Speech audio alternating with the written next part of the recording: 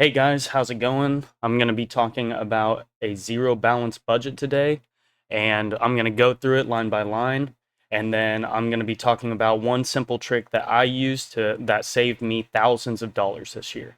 And let's just jump right into it. We're just going to basically start from scratch. We'll use standard figures for a budget just so you can see how it works, and I'm going to upload this spreadsheet. I'm going to put it in the description below so you guys can use it too.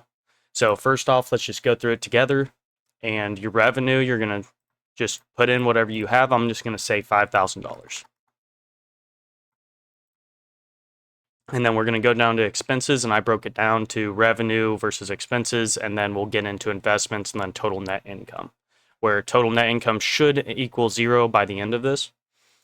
Okay, so let's hop into housing. Most people, I would say, probably on average, is going to see probably $1,000 in rent. I'd say that's pretty standard. If you have less than that, great, you have more savings. Let's go to utilities. And typically, if you own your house, you're probably going to be anywhere in between 300 to 400 in utilities. If you want to include property taxes, you can. That'd be an extra $100 a month, most likely, depending on where you live, of course. So let's just put in, let's do 400. And then on the phone bill, most people, depending on if you have a family or anything like that, let's just say yours is $100. It kind of gives us a good average just in case it's two people, one person. And then transportation, any gas or anything like that, I'm going to say 200 a month. And then food, this can be groceries or eating out. So most people probably spend about 200 to 400 on groceries and then eat out maybe $100 every month.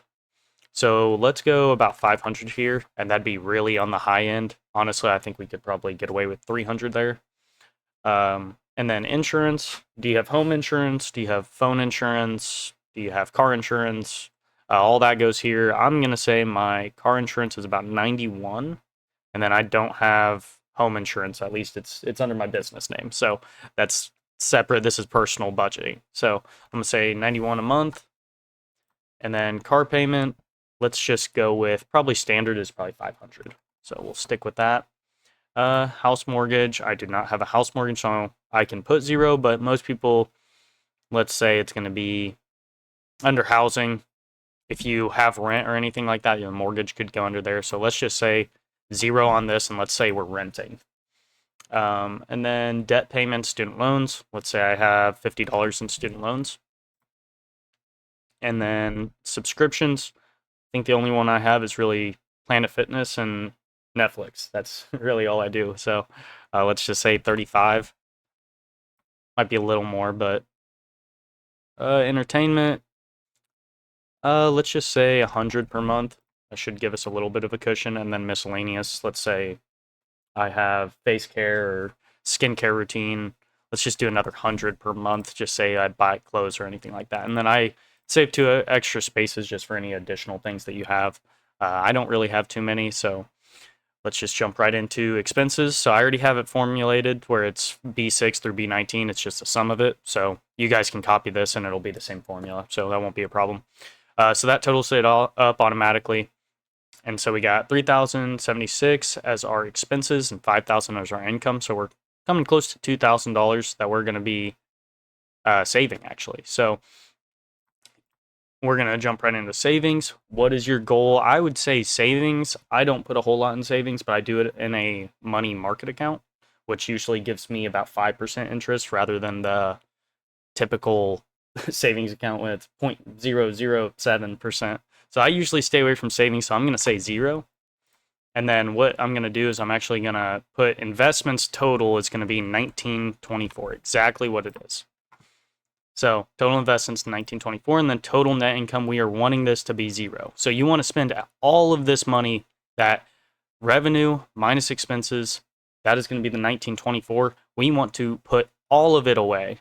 Whatever is left, we want to put all of it and know where it's going. So if it's $1,924 that you are wanting to invest and you're wanting to do a zero balance budget, awesome. Then you need to take 1924, even if it's split. Let's say you get paid bi-monthly, so once every 2 weeks. I would just do 1924 divided by 2, and that is my goal to transfer exactly into my account every single 2 weeks. Right once I get paid, permitting the expenses, because they could be like separate times of the month, or it could be the 5th of the month, or it could be 17th, or all your bills are at the beginning of the month. But I would find a way to transfer exact amounts. Even if it's at the end of the month, the last day of the month, I'm transferring 1924. Perfect. So that gives me all my expenses covered. So you got to be really good about picking these numbers very carefully, because you are going to be zero balance at the end because you are putting that exact amount into savings or investments. And so what I did, I found out this is a little bit of an easier way for me to keep track of it, instead of me saying, oh, I have $400 allocated to this. Oh, did I go over that? It's really tough to do. So I think doing that with the budget, very difficult. I think it's a waste of time. So what I do is I do a rough number with all these. And then what is my savings goal? So my savings goal, let's say it's $1,000 a month. That would make me increase my saving by $12,000 a year. Great. That makes me afford a house in like 2 years for a down payment. That's not bad at all. So let's say even I'm going to say $1,000 is what I want. I'm actually going to do 924 in an additional expense.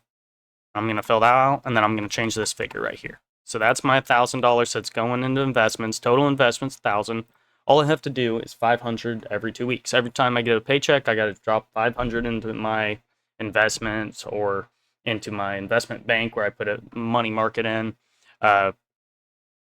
Whatever you want to do. But typically, I like doing this method because now you have 924 of cushion room. Even if we said, honestly, I think 924 is a little bit crazy, but let's say we did 424 instead. Okay, that brings us to 3,500 even. We'll change this to 1,500.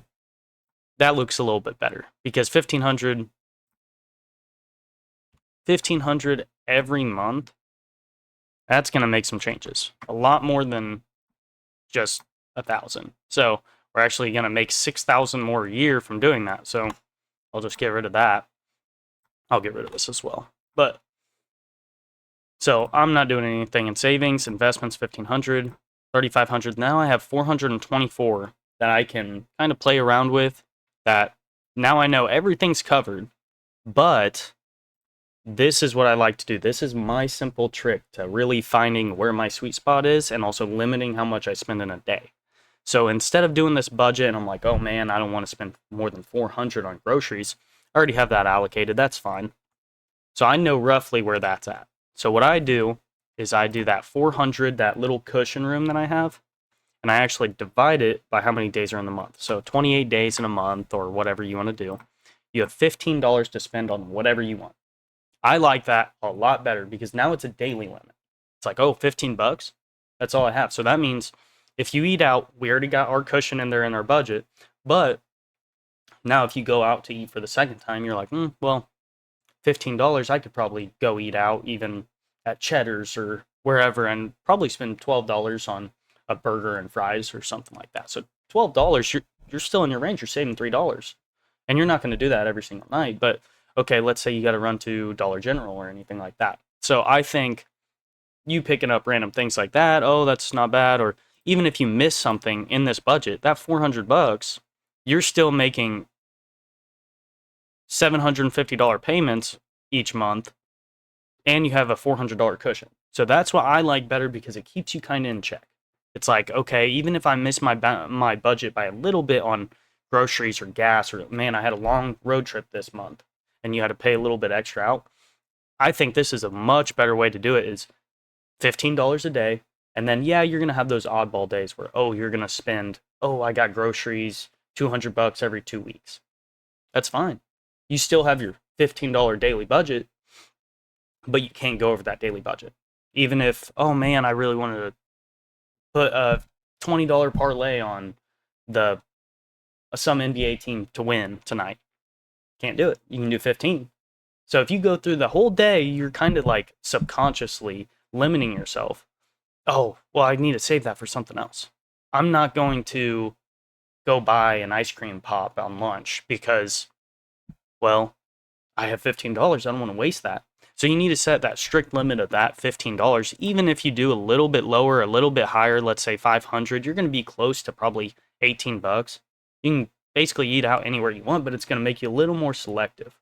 And honestly, most of the time, whenever I realized, hey, my budget was $23 a day, I was like, I actually ended up not spending it because I knew I was like, oh, 23, what happens if I need to go get gas real quick, or oh, I want to do this later in the day? I would actually refrain from spending all of it, especially on lunch, even though we have nice restaurants right by my work that you could probably get a pretty good meal for probably 12 to 15 bucks. I actually refrained from that and I was like, let me just bring my lunch because I already paid for it in groceries. Now I have $15 I can do whatever I want with. Even if I go to the casino and I say, okay, I'm not going to spend money for 5 days, and now I have my $75 where I can go to the casino. Great. I was much more likely to just do a $0 day than spend 15 because I had this limit set. So it was an interesting psychological thing for me, and that was my number one trick for figuring out, wow, that works really well for me. And it might not work for you. It might work better if you just set your hard limits and you're like, nope, I don't need the $15 per day. But for me, I turn it into a daily. And that's where I'm like, okay, daily, you can keep track of it. Hey, 15's all I got. Instead of you focusing on, oh, wow, I have $1,000 of rent going here, 1,000 of this. These numbers are just to keep track a rough amount of what you need. You're like, okay, I know I spend 850 bucks on rent. Okay, I spend roughly about 400 every month on groceries. This is all going to be mainly averages. If you have precise numbers that it's always going to be that, great. But really, this budgets are not meant for you to be right down to the penny. I mean, they're meant for you to save money in the long run, save as much as you can, being strict but not too strict because you're going to fall out of it. It's just the way it goes.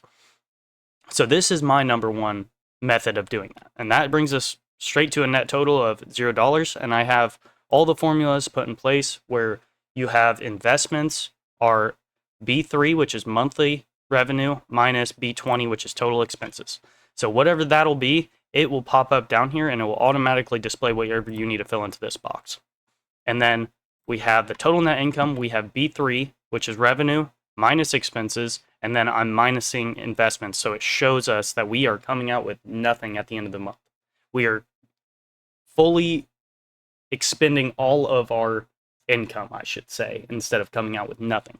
We know where everything is going, and it's all going to a basket of some sort. So that's a really good method to actually going through with a budget and saving money. And then let's just say 1,500, even if we do an investment times 12, we're at 18,000 a year. That's probably a lot more than the average savings is, honestly. But if you looked at my other video, I talked about rental properties and getting your first one. 18,000 is a great starting point for you to put a down payment on a house and potentially rent it out. And then you'll have to do another budget for your rental property right next to it, and then you'll be looking at 18 grand, and then maybe potentially 12 grand, and then you'll have 30 grand total to work with. And then you can actually put it down, oh, let's get a nicer house this time, and then do a down payment. So there's a lot of options you can do, especially with this budget, but I wanted to teach everyone the right way to do it, and my method that was actually a lot more successful. So let me know if you guys have any comments or have any opinions of this. Let me know how it works for you guys, and please like and subscribe if you want to follow along with my journey of doing rental properties and teaching finance and teaching things like that. Please comment below, like, subscribe. It really helps the channel grow. And thank you and have a good day.